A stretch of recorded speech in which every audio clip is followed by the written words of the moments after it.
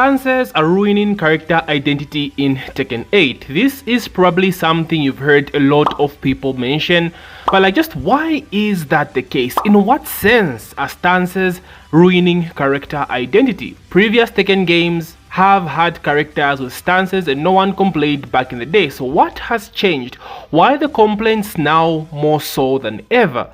So to talk about character identity, we must first obviously talk about my boy Steve, because as a Steve player, I'll be honest boys, they massacred our boy. Oh, look how they massacred my boy.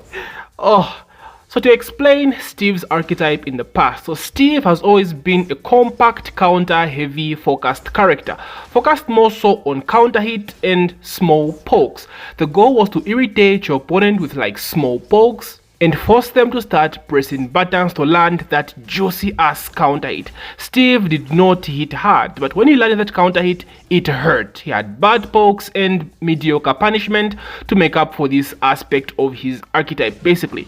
So that ran from Tekken 4 up until Tekken 8. So prior to Tekken 8, Steve has had two stances to complement his archetype as well. So this was Flicker stance, which was introduced back in Tekken 4, as well as Peekaboo, which was introduced in Tekken 6. Flicker stance was more so just a stance for like jab pressure, nothing too crazy out of this stance. It serves its purpose, still serves its purpose in Tekken 8 as well, thankfully. And then Peekaboo is what Steve players use to be aggressive. This is what you use to annoy your opponent, annoy them with low pokes and force them to start pressing buttons, because Steve also had that Peekaboo too, which was a counter hit launcher. So Peekaboo complemented Steve's playstyle both as a counter hit fisher and as a defensive character as well.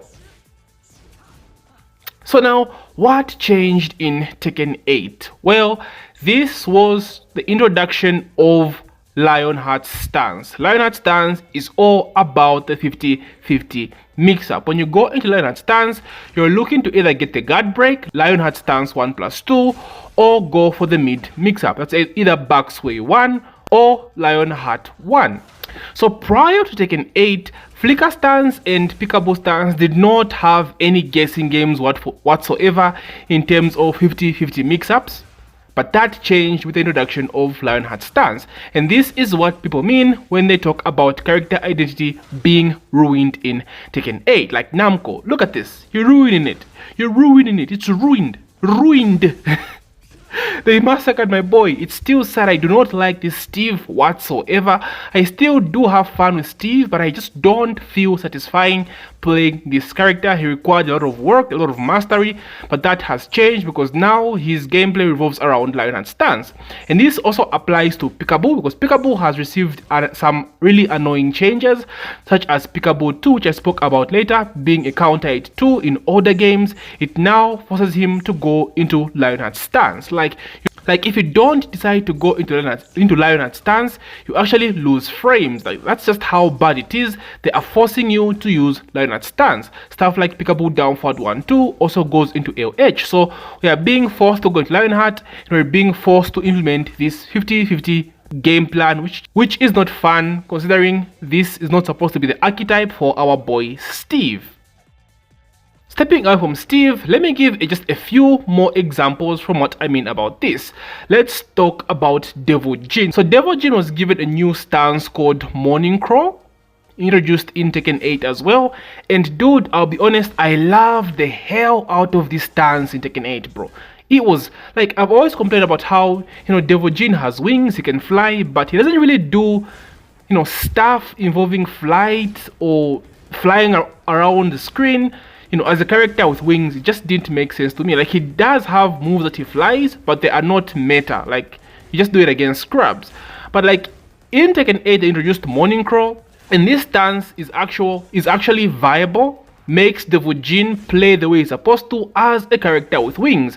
So he has Morning Crow 1, which is this +6 mid, amazing mid, very, very strong. Good setup for back 4. Then he also had Lionheart 2, which is a homing mid that was unsafe in Season 1, but the first hit was made safe in Season 2. So this stance had no 50-50 in season 1. It was all about plus frames, that you want to get those juicy as plus frames. And this is something I feel the team at Bandai Namco has forgotten. Not every stance needs to be 50-50. Just plus frames are very valuable in this game. So with Morning Crow Devil Jin, it was nice to get those juicy as plus frames. If they stepped, you had Morning Crow too.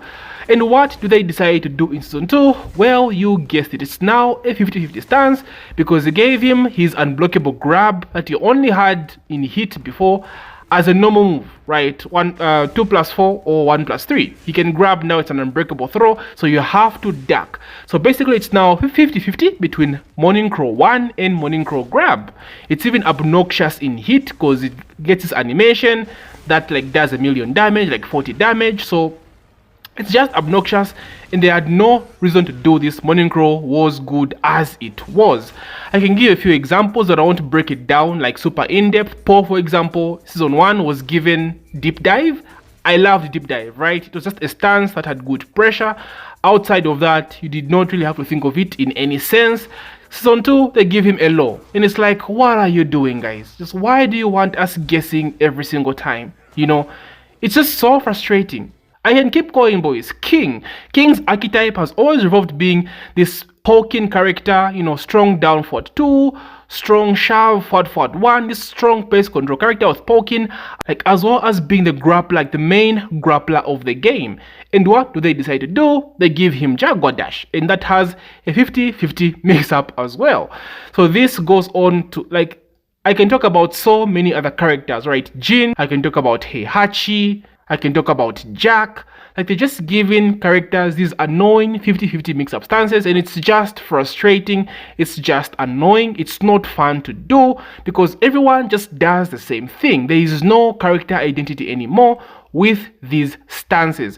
So when people complain about stances ruining character identity, this is what they mean, guys. People are just not talking out their ass. They know what they're talking about. Heihachi is another example that I can give. His raging stance.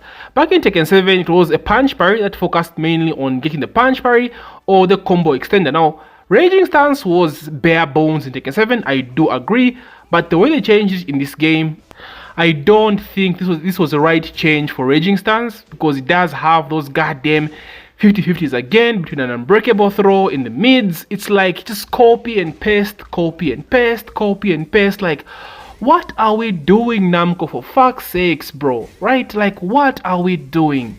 Like, these guys have always been goated when it comes to like character design. Like, I don't know how they can come up with these cracked designs like Armor King and they just start fucking up on the archetype or identity like this. Like, someone make it make sense. This is not the same Namco we have. I don't know what was going on with the shuffling of teams with Bandai Namco, but this team is just not it. And I won't lie, boys, Fakumram and Armor King, I am very worried. I am very worried. I think from what we've seen with Fakumram, it does look like he's going to be that sort of character. And you know what I mean. He's going to be that sort of a character. AK, I'm not very sure, but it scares me. Maybe he might come with like his stance buffed, you know, shooting flames from his mouth, Weiwu into flame, blast 50-50, guess for your fucking life. Like, yeah, it just scares me. So, these stance mix-ups, boys, I don't know, man. I don't know. It would take a lot for them to actually go back on some of these changes. And like it goes back to the argument we had back in season 2, where it's like, just revert the patch back to season 1. Had to be more easier to fix because season 2 is just a huge fuck up, bro. It's a huge fuck up. And at this point, there's no going back, right? There's no going back. Like, unless you're telling me they will somehow remove King's Jaguar Dash law from his mix-up, right? Because if Jaguar Dash only had the throw in the mid, it could have been good because the throw is reactable and King is a grappler. So it's a risk he would have to do to get that 50 damage, you know? But like giving him a law as well, I'm like, this man is a grappler, bro. Like, what the hell is it doing putting me in guessing games? Like, what the fuck? You know, so it's just very weird and just not the good look. It paints a very bad picture for the future of Tekken 8 in terms of character design and balancing. So, hopefully, Namco do realize this. If we do get a season 3, I hope the characters coming will just be nice base characters, no super annoying stances like a Bran, for example. I know Bran is obnoxious with install, but like ignoring an install that's a good character, right? And one thing I also forgot to mention is we should leave this stance stuff to characters that are actually meant to be mix-up characters. Characters like Raven, for example. Raven is a perfect example of, okay, this character has stances, but like that's his archetype. He's meant to be a heavy mix-up focused character. So people don't complain about Raven in a mix-up sense because it's his archetype. It's always been his archetype, and he comes with a lot of risk. Right? Characters like Xiao Yu, AOP, Backturn. It's always been her archetype since like Tekken 3, bro, right? It's always been Xiao Yu. You won't find people complaining about this character. But then you just put a stance on a character that has nothing to do with 50-50 game plans, bro. Like, why the fuck would you give Steve a Lionheart stance that's focused on 50-50, bro? Like, why? For the life of me, Namco, why the fuck would you do this to my boy? Like, someone... Oh... So... it just doesn't add up, bro. It's just not it, and things need to change for the future. Hopefully Namco do get off their ass and start looking at this stuff differently. So anyway, my boys, that is the problem with stances in Tekken 8. They're so generic, monotonous. Every character is just the same. 50-50 this, 50-50 that, hit 50-50, hit smash into 50-50 stance mix up. Yeah, it's just boring. It's not exciting, it's not interesting, so it just sucks. But that's just me. Maybe I'm talking out my ass. Do you agree? Do you disagree? Let me hear your take in the comment section below. Do you think stances are okay? Do y'all think we are overreacting as always? Tekken 8 being negative. Talk to ya boy. What is your take on stances in Tekken 8, Nemi gang?